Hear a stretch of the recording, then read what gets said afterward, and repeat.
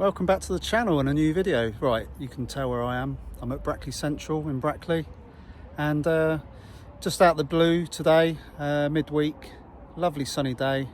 We've got a nice little present that's turned up at Brackley Central in Brackley. Check this out.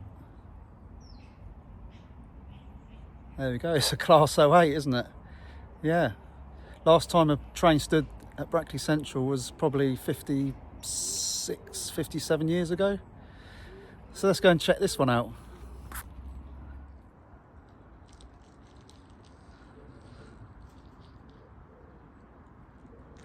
Right, we've got Mike Edwards with us. He's the owner of this Loco, and he's just going to explain to us the reasons behind why we've got a Class 08 sat at Brackley Central. So tell me.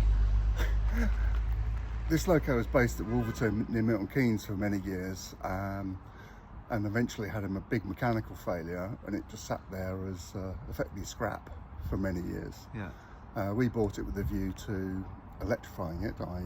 putting batteries etc. in it and repowering it. For the last 5 years it's been mainly based at Silverstone. Now we're getting it out into the world, and got here temporarily while we finish a few things off, and then it'll go back onto active duty. Brilliant. So it's still in the process of being put back into service at the moment? Yes, we've had it running. We've done a few modifications, and we're just revising a lot of the traction drives, etc. So it's just waiting for the next generation of those to be built up, and then we'll just finish it off some wiring, and then it's good to go. Brilliant. Yeah, so it's quite nice seeing this here. It's quite a rarity having a Loco sat in this area of Brackley, because Brackley Central behind us has not seen a train here in 1960, when they started pulling the tracks up, 1967. So yeah, we're knocking on 60 years nearly. Not feels far like off. it, yes. I mean, this Loco was first built in 1959, so 59. So yeah, they're not far off. It's crazy, isn't it? But yes, we're hoping to get it in here, and it's going to definitely pull a few visitors around there, and yeah, it's going to definitely make people think, wow, what's going on here? Definitely.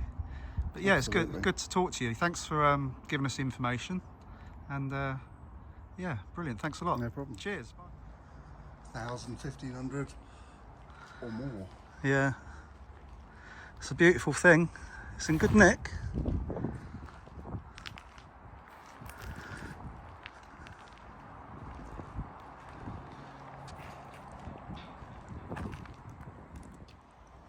So this Class 08 is 08649. Maybe it's the other side. Oh, there you go. It's got these big split pins here. Yeah, but these have got, let's bend this one because of the chain, but that split pin through there. So I've got to refit a load of split pins and things just to make it. And they're quite big split pins. They're not like your normal. Yeah, it's a strange one that splits outwards. Yeah, I mean that's quite industrial anyway. Yeah. The size of that one. Yeah, it's surprising they just still, you know, this is old school using split pins, but you look at this, you know, them are quite a lot more chunky. Yeah, that's the variant of those, and it's sort of split vertically. Yeah, it's not until you sort of stand next to these things close, you get that smell.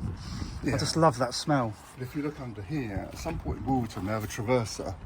Oh, where they right, used to yeah. move things around, but someone drove this into the traverser pit when the traverser wasn't lined up. So they smashed everything under the front here. Oh God. So we've had all these bits rebuilt, and we're in the process of straightening all the pipe work, and just trying to refit it. But there used to be two huge air tanks under here, which are missing. Right.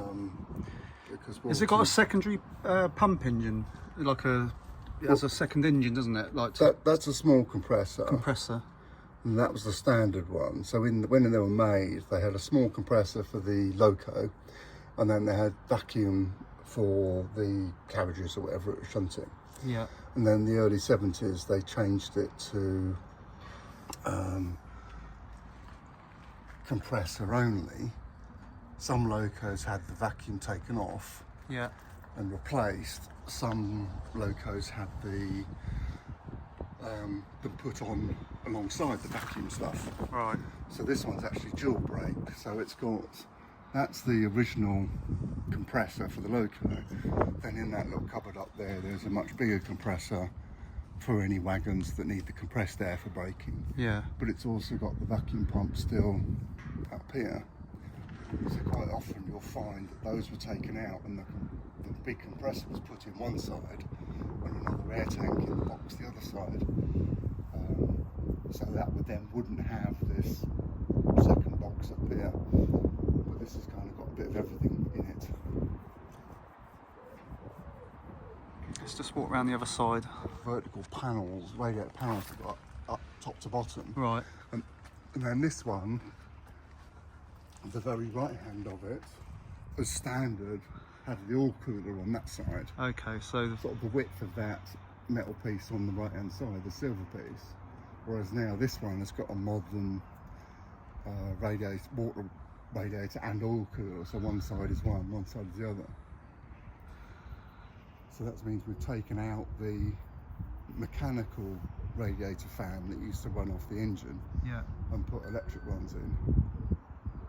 there's so much work that goes into these, isn't there? Oh, it's huge. Yeah, it's a huge undertaking. So even a Loco this size is not, you know, not for the faint-hearted, shall we say? You know, you think of all the work that's got to be involved in Every rebuilding bit of this. wiring has been taken out. Every bit of all the contactors, the old control systems that used to be 400 volts, Yeah, I now took all that out and replaced them with 24 volts. So in the cab is still the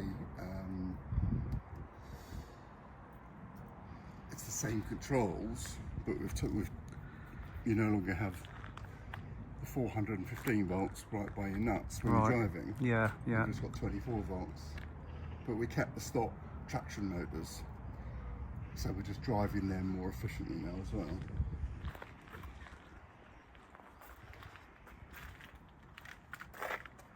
There's plenty of meat left on them brakes. Yes. We were quite lucky with this one because when the crank broke in it, they just parked it up. So we had good tyres on it. It had good brakes on it. Even the bearings inside the link rods Yeah, yeah. were all actually pretty good.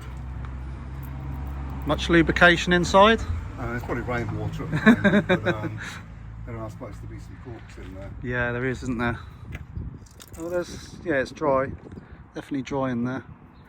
Yeah, that's one of the things that we do when we're prepping up the Fowler. We make sure all the lubrication areas are lubricated as such. Yeah, there's still lots of. Yeah, as long as it's not seized. Obviously the Yeah. dipsticks for the crank boxes. For Yeah. So in there's a spring with a sheepskin pad that sits on the bottom of the axle. Right. So as the axle turns, the sheepskin sucks up the oil from the bottom and lubricates the bearings. So there's still lots of old school stuff in there. Yeah.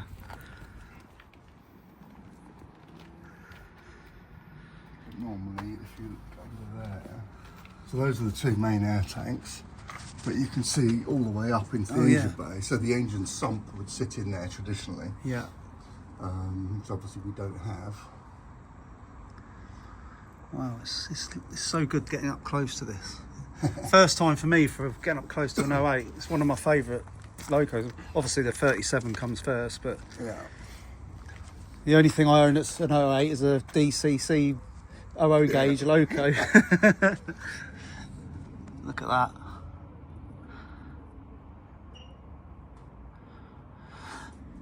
Well, there we go. Hope you enjoyed this little video. It's just a little introduction to an 08 really, and it's quite nice. It's sat here at Brackley Central in Northamptonshire.